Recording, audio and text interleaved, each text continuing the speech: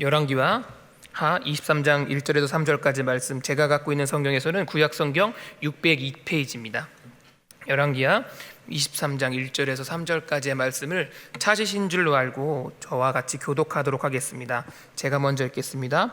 왕이 보내 유다와 예루살렘의 모든 장로를 자기에게로 모으고, 이에 왕이 여호와의 성전에 올라가매 유다 모든 사람과 예루살렘 주민과 제사장들과 선지자들과 모든 백성의 노소를 막론하고 다 왕과 함께 한지라. 왕이 여호와의 성전 안에서 발견한 언약책의 모든 말씀을 읽어 무리의 귀에 들리고, 같이 읽겠습니다. 왕이 단위에 서서 여호와 앞에서 언약을 세우되 마음을 다하고 뜻을 다하여 여호와께 순종하고 그의 계명과 법도와 율례를 지켜 이 책에 기록된 언약의 말씀을 이루게 하리라. 하매 백성이 다 그 언약을 따르기로 하니라. 아멘. 할렐루야. 네, 오늘 말씀 가운데 하나님의 큰 은혜와 좀 도전이 있길 원합니다. 오늘 우리가 같이 나눌 주제는 개혁입니다. 개혁. 개혁이라는 말은 사실 쉬운 이야기는 아닙니다. 개혁은 언제나 좀 고통스럽기도 하고 마음에 큰 부담감이 생기는 말입니다. 개혁이라는 말은 새롭게 고친다는 말인데요, 이것은 어느 공동체에나 적용되고 필요한 단어입니다. 한 공동체가 개혁이라는 것을 늘 거치지 않게 되면 결국 쇠퇴하게 되고 결국은 그 공동체가 소멸되게 됩니다. 그래서 어느 공동체이든지 그 공동체는 시대에 맞춰서 또한 원래의 진리대로 계속해서 개혁을 해나가야 합니다. 사람의 특성 때문에 그렇습니다. 사람의 죄성과 특성, 그리고 사람의 어떤 성품 때문에 개혁이 없이는 공동체가 유지가 되지 않습니다. 만고불변의 진리입니다. 이러한 개혁을 할 때 개혁이 잘 이루어지려면 여러 가지 조건들이 필요합니다. 사람도 필요하고요, 힘도 필요하고, 물질적인 자원도 필요하고, 그리고 어떤 그 가치, 중요한 중심 가치들도 필요할 텐데요, 많은 조건들이 굉장히 필요하지만 개혁에 있어서 가장 중요한 것은 명분입니다. 명분. 돈도 필요하고 사람도 필요하지만 명분이 있으면, 명분이 좋고 명분이 설득이 되면 돈도 모이고요, 사람도 모이고요, 결국 그 계획은 성공적으로 이루어지게 됩니다. 다시 한번 말씀드리지만 개혁을 할 때 가장 중요한 것은 명분입니다. 이 명분이라는 짧은 글자를 우리가 알아듣기 쉽게 그냥 길게 풀어서 쓰면 이렇습니다. 왜 개혁을 해야 하는가? 왜 개혁을 해야 하는가? 이게 개혁을 할 때 가장 중요하게 질문을 해야 될 그런 목록입니다. 가장 중요한 명분, 왜 개혁을 해야 하는가? 이 질문이 없다면, 이 명분이 없다면 이 개혁의 에너지는 결국 나오지 않습니다. 그리고 그 개혁의 노선에 사람들이 절대 참여하지 않습니다. 명분이 없으면. 왜 개혁을 해야 하는가라는 질문에 답이 제공되지 않으면 그렇게 됩니다. 우리가 조선시대를 복귀해 보면 정말 조선시대가 처음 태조 이성계가 왕이 된 이후로 그 아들들이 쭉 왕이 된 것이 아닙니다. 많은 개혁들이 있었고 많은 권력의 교체들이 있었습니다. 그러한 권력이 교체될 때마다 개혁이라는 이름으로 권력이 교체되었죠. 그런데 왜 조선은 끝내 망했을까요? 왜 변하지 않았을까요? 왜 그 고질병들을 고쳐내지 못했을까요? 개혁의 명분이 없었기 때문입니다. 왜 조선시대 권력들이 개혁을 외치고 일어섰을 때 일반 평민들은, 일반 사람들은 그것에 큰 흥미를 느끼지 못했을까요? 심지어 개혁이 일어났는지조차 몰랐을까요? 그것은 명분이 없었어요. 도대체 왜 해야 되는데? 이걸 왜 뒤집어야 하는데? 라는 명분이 없었고 설득되지도 않았습니다. 그저 내가 권력욕을 채우기 위한 개혁이었기 때문입니다. 내가 한 자리를 차지하기 위해서, 내가 등 따시고 배부르게 자기 위해서, 내가 왕이 되기 위해서 했던 개혁들, 그러한 개혁들은 수포로 돌아가거나 또한 개혁에 성공할 수도 있지만 결국 사람들의 민심을 사지 못했던 것입니다. 국가가 바뀌지는 않았던 것입니다. 개혁의 명분, 개혁의 명분이 개혁의 시작입니다. 이 명분은 크게 두 가지를 포함하고 있습니다. 개혁의 명분은 크게 두 가지를 포함하고 있는데요. 첫 번째는 지금 우리 공동체에 무슨 문제가 있는가? 이게 첫 번째 명분입니다. 그리고 두 번째 명분은 그럼 우리는 어떻게 고칠 것인가? 그들이 꿈꾸는 세상은 어떤 세상인가? 개혁 이후에 공동체를 어떻게 만들어 갈 것인가? 이거 두 개를 합치면 왜 개혁을 해야 하는가? 명분이 생깁니다. 우리는 이것들이 잘못됐고 나는 이것을 고쳐서 이렇게 만들 거야. 이것이 너 왜 개혁하려고 해? 라는 질문에 답이 된다는 겁니다. 명분이 된다는 겁니다. 이것이 없으면 개혁은 결코 성공하지 않습니다. 그래서 개혁을 이루어 나갈 때는 공동체의 문제를 진단하고 그리고 청사진을 제공해 줘야 하는 것입니다. 그리고 그 명분 아래 사람들이 모여서 결국 개혁을 이루어 나가게 됩니다. 오늘 본문은 요시야의 종교 개혁 이야기가 나옵니다. 여러분도 요시야라는 인물에 대해서 좀 많이 들어보셨죠? 열왕기하나 열왕기 상하를 보면 그 왕들마다 비중이 틀립니다. 왕들마다 기록한 양이 틀린데요. 요시야가 월등하게 많습니다. 기록된 양이. 요시야는 몇 살 때 왕이 됐느냐? 무려 8살 때 왕이 됐습니다. 그 아버지가 일찍 쿠데타 때문에 일찍 죽었습니다. 그래서 요시야는 8살 때에 왕이 될 수밖에 없던 인물이었습니다. 근데 이 사람이요, 하나님을 잘 믿었던 것 같아요. 이 왕이 16살 때 왕이 된 지 8년 만에 하나님을 또한 제대로 경험하고 다윗이 생각했던 그러한 나라를 만들어야겠다고 결심합니다. 그래서 20세가 됐을 때는 그 나라의 우상들을 없앱니다. 없애기 시작합니다. 그 나라의 우상들을 척결하고 우상 숭배를 못하게 하는 법령들을 제정해서 종교개혁을 시작해 나갑니다. 20세 때 정말 나이가 젊은 나이죠. 근데 그 나이 때 그렇게 강단 있게 해나갔다는 것입니다.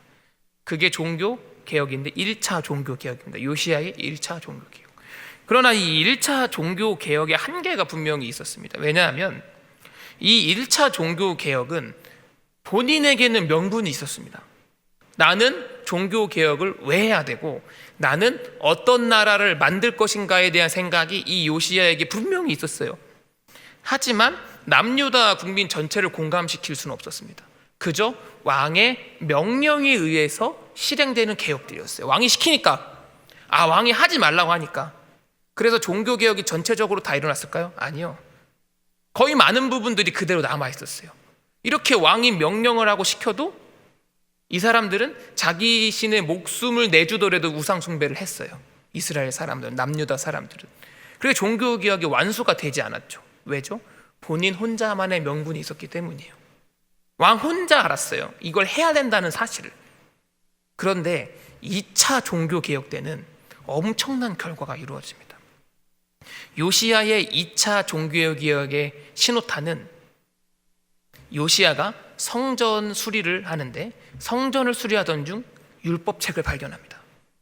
하나님의 명령이 담긴 책이 발견되고요. 그 책으로 하여금 2차 종교개혁이 시작되는데요. 1차 종교개혁과는 시작부터가 틀렸습니다. 우리 본문을 볼까요? 본문 1절 2절을 한번 같이 읽어보겠습니다. 오늘 본문 1절 2절 시작. 왕이 보내 유다와 예루살렘의 모든 장로들을 자기에게로 모으고 이에 왕이 여호와의 성전에 올라가매 유다 모든 사람과 예루살렘 주민과 제사장들과 선지자들과 모든 백성이 노소를 막론하고 다 왕과 함께한지라. 왕이 여호와의 성전 안에서 발견한 언약책의 모든 말씀을 읽어 무리의 귀에 들리고. 자, 요시야는 이 하나님의 말씀인 율법책을 딱 발견했습니다. 그 본인이 먼저 읽었겠죠. 그리고 감탄을 합니다. 야, 이거다. 이게 하나님의 뜻이었구나. 그런데 요시야는 그것을 둘둘 말아서 백성에게 이제 명령을 해야 되겠다 이렇게 하지 않았습니다. 내가 읽고 그것을 두루마리게 다시 말아서 이제부터 내가 종교개혁을 제대로 해봐야 되겠다. 자, 너희는 이렇게 해. 이렇게 말하지 않았습니다. 요시야는 그 말씀을 읽자마자 이스라엘의 모든 사람을 모았습니다. 성경 본문 보면은 모든 백성이 노소를 막론하고 다 모였다고 되어 있습니다. 다 모였습니다. 이스라엘 남유다 사람들을 다 모은 것입니다. 그 후에 이 요시야가 한 것은 이것입니다. 3절을 읽어보겠습니다. 시작. 왕이 단위에 서서 여호와 앞에서 언약을 세우되 마음을 다하고 뜻을 다하여 여호와께 순종하고 그의 계명과 법도와 율례를 지켜 이 책에 기록된 이 언약의 말씀을 이루게 하리라 하매 백성이 다 그의 언약을 따르기로 하니라. 아멘. 자, 요시야가 첫 번째 종교 개혁을 했을 때는 사람들을 불러다 놓고 백성을 부른 것도 아니죠. 고관 대작들을 불러다 놓고 이렇게 시켜, 이렇게 하자, 이렇게 이끌자 했습니다. 하지만 2차 종교 개혁 때는 그렇게 명령하지 않았어요. 2차 종교 개혁 때는 어떻게 했죠? 일단 사람들을 다 모았습니다. 그리고 요시야가 한 것은 무엇입니까? 말씀을 읽어줬습니다. 하나님의 말씀을 그들의 귀에 들려주었습니다.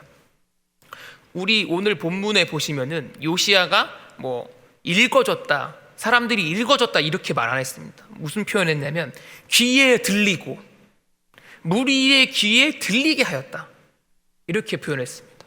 이렇게 더 수동적으로 읽고 그 사람은 들을 수밖에 없던 그런 게 아니라 그들의 귀에 넣어줬다는 겁니다. 그 백성들 귀에 넣어줬다는 겁니다. 그냥 허공에 외친 게 아니라 말씀을 꼭 듣도록 읽어줬다는 겁니다. 요시야가 사실 이렇게 한 것은 어쩌면 이해가 좀 안 될 수 있습니다. 왕이면 자기가 성경책을 읽고 율법책을 읽고 어떻게 할지를 정해서 백성에게 명령하면 될 것 아닙니까? 하지만 요시야는 그게 아니라 하나님께서 무슨 말씀을 하셨는지 니네가 직접 들어봐라. 당신들이 한번 들어보십시오. 내가 한 말이 아니라, 내가 감동해서 하는 얘기가 아니라 하나님께서 이렇게 명령하셨어요. 한번 들어보세요 라고 왕이 들려준 겁니다. 1차 종교개혁 때는 자신의 감동으로 인해서 그저 말했지만, 그냥 법령과 제도로 했지만, 2차 종교개혁 때는 하나님의 말씀을 먼저 들려줬습니다. 그러자 어떤 일이 일어나게 됩니까? 오늘 본문 3절 끝에 보면요, 요시야가 이렇게 이야기합니다. 우리가 잘하자, 하나님의 계명을 순종하고 율례를 지키자, 이 책에 기록된 언약의 말씀을 다 지키자 하매 백성이 다 그 언약을 따르기로 하느라. 1차 종교개혁 때는 시켜서 한 거죠. 못하게 하니까 안 한 겁니다. 2차 때는요, 백성들이 선택했습니다. 뭐를요? 지키기로.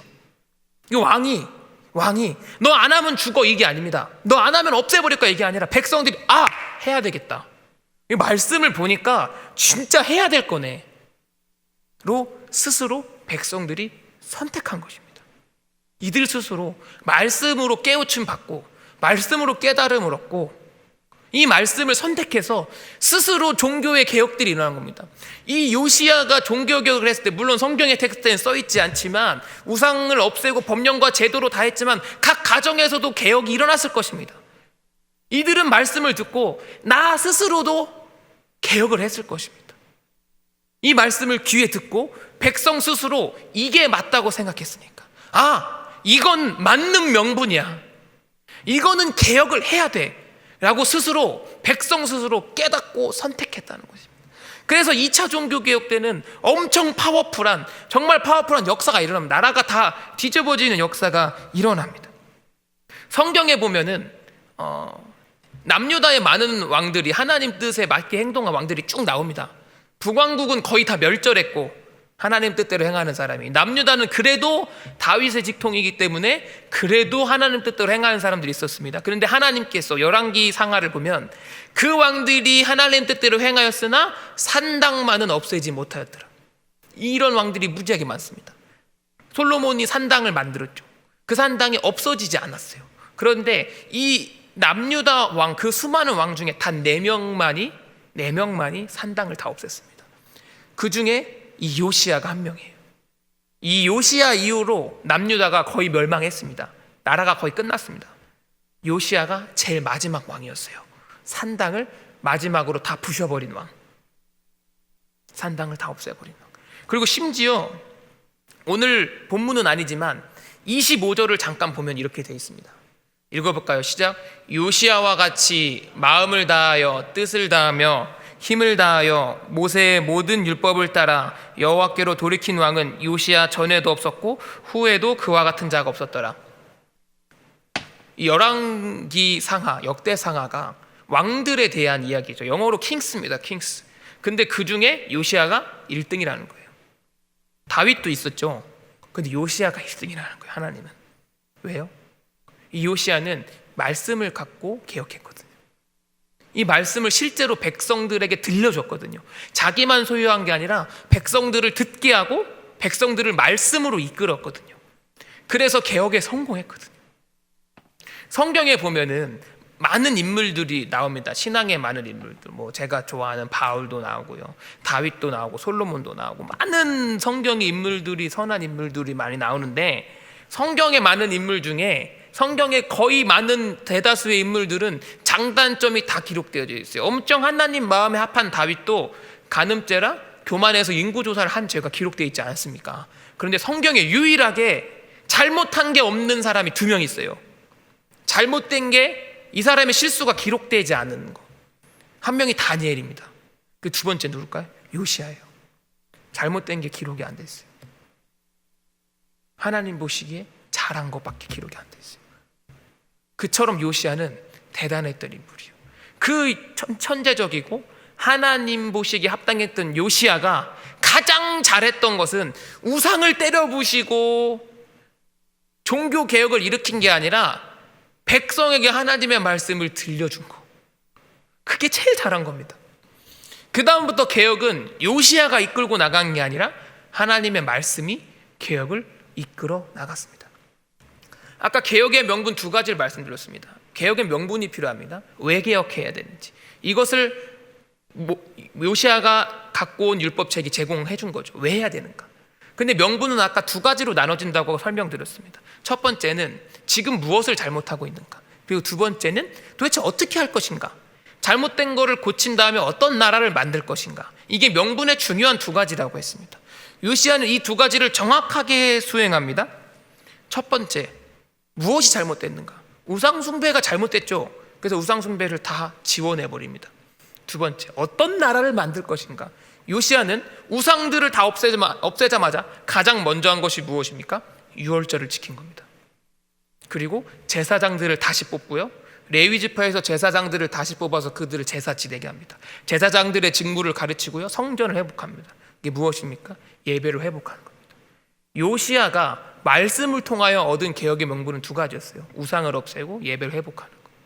그 2개가 정확히 남유다에서 일어납니다. 국민들은 요시아라는 사람을 보고 이 개혁에 충성해서 따라간 게 아닙니다. 요시아가 갖고 왔던 그 말씀이 너무나 큰 명분이 되었기 때문에 스스로 설득되어서 그 명분을 수행한 것입니다. 이 모든 것이 가능했던 것, 개혁의 시작, 그것은 뭐였죠? 말씀. 하나님의 말씀을 듣는 것. 누가?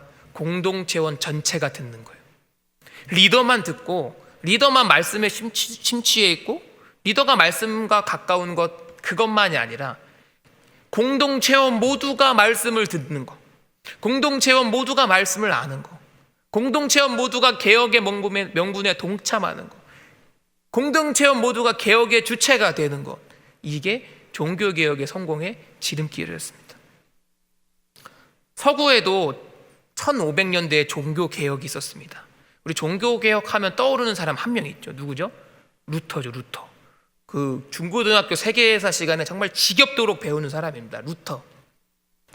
이 루터가 정말 큰 일을 했습니다. 종교개혁의 방아쇠를 당기고요. 불씨를 당겼죠. 루터가 정말 종교개혁에 큰 일을 하긴 했지만 사실 종교개혁은 루터로부터 시작된 건 아닙니다. 루터 이전에 이미 종교개혁가들이 있었어요. 왜냐하면 카톨릭의 병폐가 너무 심했거든요. 너무 카톨릭의 병폐가 심해서 이미 이전에 종교개혁가들이 있었는데 다 화형당하고 죽었습니다. 우리가 배우기로는 세계사에 조금 관심이 있거나 관심이 없더라도 우리가 이 사건에 대해서는 들어볼 수 있었는데요. 루터가 비텐베르크라는 성당 앞에 그 문 앞에 95개조의 방방문을 게재합니다. 왜? 그때에 카톨릭이 면죄부를 팔았어요. 성당을 짓기 위해서, 그리고 교황권을 사기 위해서 많은 빚을 지고 샀기 때문에 그런 것들을 갚아내기 위해서 면죄부를 막 팔았어요.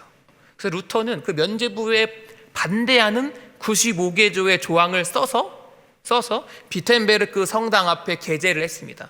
게재한 이유는 그 가톨릭을 막 까기 위해서 한 것이 아니라, 비판하기 위해서 한 것이 아니라 토론하고자 한 겁니다.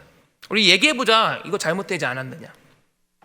사실 우리가 세계사나 우리가 역사에서 배우기로는 이 비텐베르크 성당의 95개조 방파문을 걸음으로써 종교개혁이 시작되고 엄청난 신호탄이었고 에너지였다고 생각하지만 사실 아닙니다.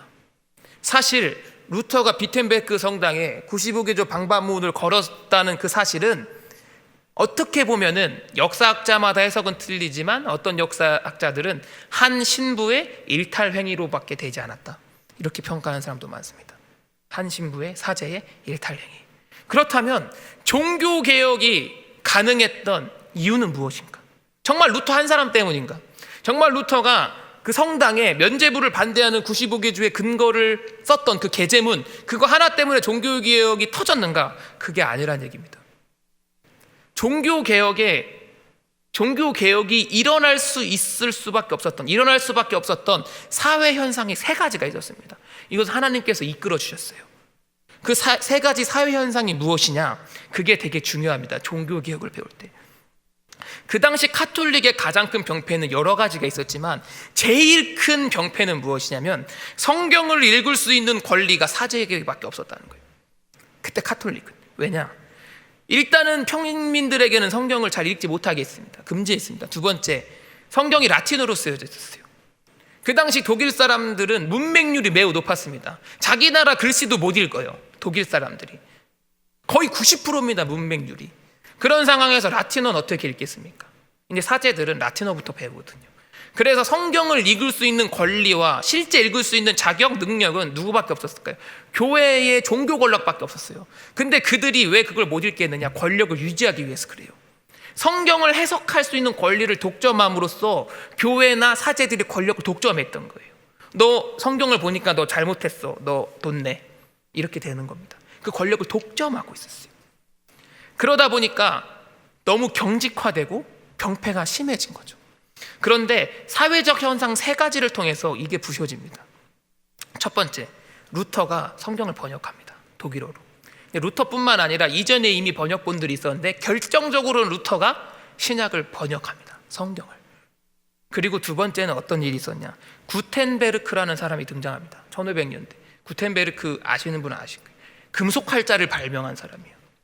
이 구텐베르크를 통해서 활자가 발견돼서 성경이 갑자기 쏟아져 나오기 시작합니다. 사실 그때 구텐베르크의 금속 활자 이전에는 성경이 너무 비쌌어요. 집을 팔아도 성경을 못 사는 정도의 값어치였어요. 하지만 활자가 발명되고 시중에 성경들이 막 쏟아져 나오기 시작했습니다. 그것도 독일어로 번역된 성경들이. 세 번째는 무엇입니까? 독일어로 번역된 성경들이 쏟아져 나와도 사람들 문맹률이 90%라 읽지를 못해요. 근데 그때 독일의 공교육이 시작돼요. 교육은 나라가 가르쳐야 된다. 국민들의 기본 교육은 나라가 시켜야 된다. 이거 앞장선 사람이 루터입니다. 루터가 본인이 자기가 성경을 독일어로 쓰고 성경을 독일어로 펴내고 독일어도 가르친 거예요. 그래서 독일의 공교육의 첫 모델이 이때 시작합니다. 그때부터. 공교육을 시작하면 뭐부터 배웁니까? 언어부터 배우는 겁니다. 공교육은. 그래서 독일의 문맹률이 1500년대에 정말 급격하게 떨어져요. 사람들이 독일어를 배우게 돼요. 사실 이때는 독일어라는 개념 자체도 이 사람들이 쓰는 독일어도 다 틀렸습니다. 근데 이때 공교육이 시작됨으로 독일어가 거의 통일되고 독일어에 대해 사람들이 알게 됩니다. 자, 첫 번째, 루터가 성경을 번역하고, 두 번째, 성경이 금속 활자로 찍어서 막 많이 나오게 되고 가격이 싸지고, 세 번째, 사람들의 문맹률이 낮아졌습니다. 그래서 어떻게 됐을까요? 사람들이 성경을 읽게 된 겁니다. 종교개혁의 핵심은 여기에 있었어요. 사실은 역사학자들은 다른 이야기들을 하겠죠, 학문적으로. 하지만 우리 신앙인의 관점을 봤을 때는 종교개혁의 기폭제는 여기 있습니다.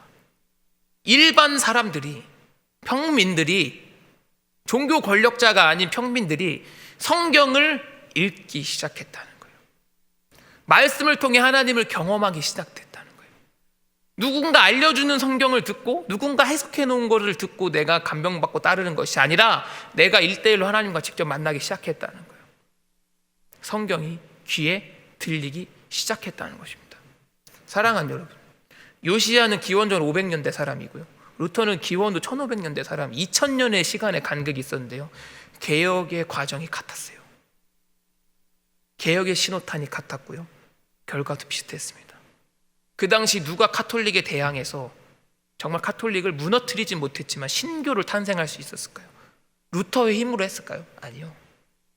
하나님께서 루터로 하여금 사람들에게 말씀을 귀에 들리도록 하신 거, 그 조건을 만들어 주신 거, 결국 그렇게 해서 종교개혁이 일어나게 됐고, 사람들은 말씀을 보니 지금은 잘못되었다, 우리가 어떠한 세상을 만들어야 되겠다, 개혁의 명분을 어디서 찾았을까요? 하나님의 말씀을 찾은 겁니다. 요시야 때랑 똑같죠. 지금 시대는 우리 한국 교회나 세계 교회들이 굉장히 어려운 시대입니다. 이것은 우리의 잘못뿐만이 아니라 사회적 현상에 기인합니다. 코로나, 그리고 지나친 어떤 대인에 대한 깊이, 또한 SNS의 활성화, 사이버 세상의 대두, 많은 것들이 교회에 대한 위험으로 직면합니다. 어렵죠? 뚫고 나가야 될 어려운 점들입니다. 개혁이 필요합니다. 좋은 의미에서 우리가 가진 것들을 다 포기하고 버리는 게 아니라 우리 교회도 번역과 변혁과 개혁이 필요한 시대입니다. 어떻게 하면 될까요? 요시야의 1차 종교개혁처럼 말씀을 잘 알고 읽은 사람 몇 명이 개혁의 방법을 짜서 시키는 대로 하는 개혁, 그 개혁은 성공 확률이 매우 적습니다. 어떻게 해야 한국의 교회, 세계교회, 또한 충일교회가 좋은 의미로 아름다운 개혁을 이루어 나갈 수 있을까요? 한 사람이 성경을 100장 읽는 것이 아니라 100사람이 성경을 한 장 읽을 때 개혁이 일어납니다. 한 사람이 성경을 통독하는 것도 매우 귀하고 좋은 겁니다. 하지만 성도님들 전체가 조금씩 읽는 것, 각자가 각자의 자리에서 하나님의 말씀을 귀로 듣고 실제로 삶에서 경험하는 것, 그것이 개혁의 출발점이 됩니다. 사랑하는 여러분, 저는 목사입니다. 당연히 말씀을 봐야 하루하루를 살 수 있는, 물리적으로라도 말씀을 봐야 살 수 있는, 어떻게 보면 직업을 갖고 있는 사람이죠.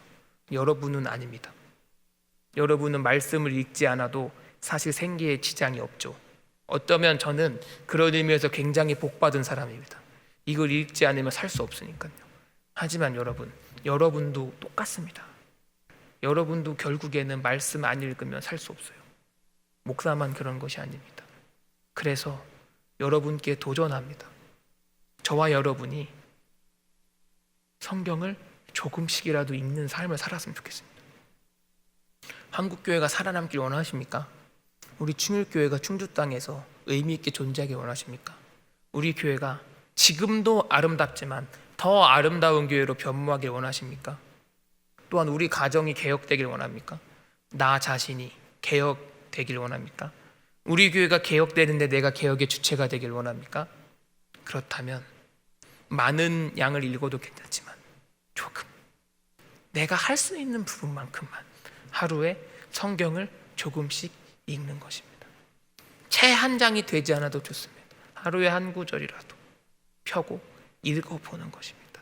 그게 귀에 들리면 그때야 비로소 교회가 아름다운 방법으로 개혁이 됩니다. 사랑하는 여러분, 내가 성경을 읽을 때는 누가 가장 먼저 듣습니까? 내 귀가 먼저 듣습니다. 남이 듣기 전에 내가 소리내서 읽으면 내 귀가 가장 먼저 성경을 듣는 것입니다. 내 귀에 내가 성경을 들려줘야 됩니다. 여러분의 입으로, 여러분의 귀에 하나님의 말씀을 들려주십시오. 하루에 조금씩이라도 그렇게 하신다면 우리가 그렇게 힘들고 부담스럽지 않아도 우리 교회를 하나님께서 더 좋은 방법으로 바꾸어 나가실 줄로 믿습니다. 여러분의 가정도 그렇게 바꾸어 나가실 줄로 믿습니다. 기도하겠습니다.